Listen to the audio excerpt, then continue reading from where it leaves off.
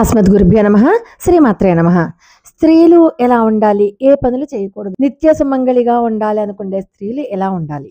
అంటే ముందర ఆడవారు ఎప్పుడు దిళ్ళపై కూర్చోకూడదు. దిండేసుకొని కూర్చుంటారు కదా! నడుము నొప్పని.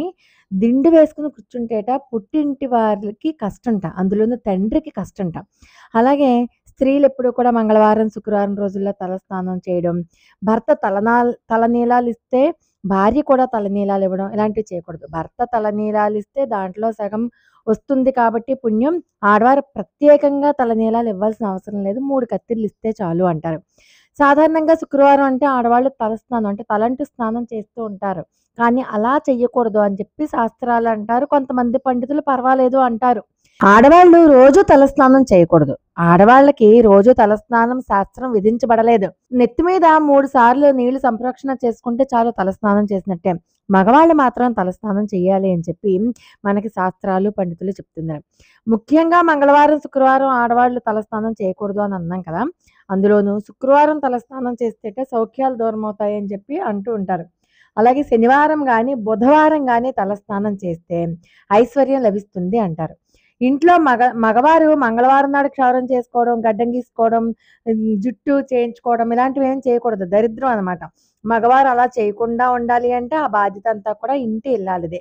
రాత్రి సమయంలో గాజులు, కమ్మలు, మంగళసూత్రాలు ఇలా తీసేస్తూ ఉంటారు. అలా ఎప్పటికీ తీయకూడదు. అలాగే చూడండి, ఇంట్లో ఎవరైనా పరామర్శకు వెళ్ళొస్తూ ఉంటారు. పరామర్శకు వెళ్ళి వచ్చిన వాళ్ళకి ఎదురు వెళ్ళకూడదు.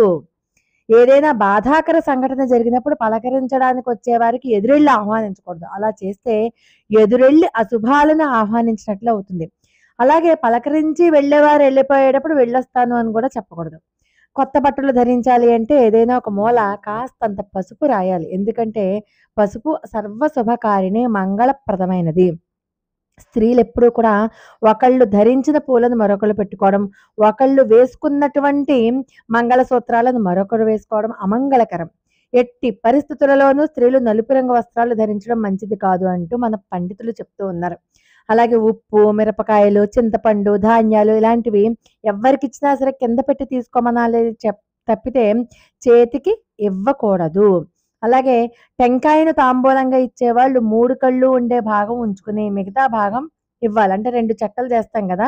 ఒక చెక్క మనం ఉంచుకొని మిగతాది ఇస్తాం కదా! ఆ ఒక చెక్క 3 కళ్ళు ఉన్న భాగం మనం పెట్టుకోవాలన్నమాట. స్త్రీలు ఎప్పుడూ కూడా జుట్టు విరబోసుకొని ఉండకూడదు. జ్యేష్ఠాదేవితో సమానం అయిపోతారు జుట్టు విరబోసుకొని ఉంటే. ఇంట్లో మంగళం జరగడానికి మంచిది కాదు.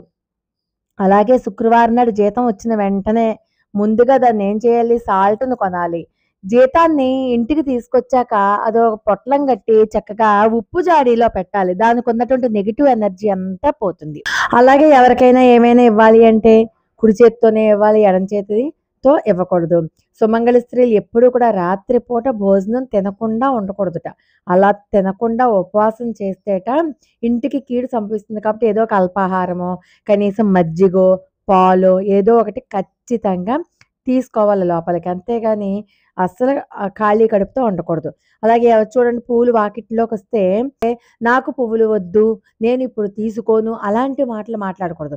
రేపు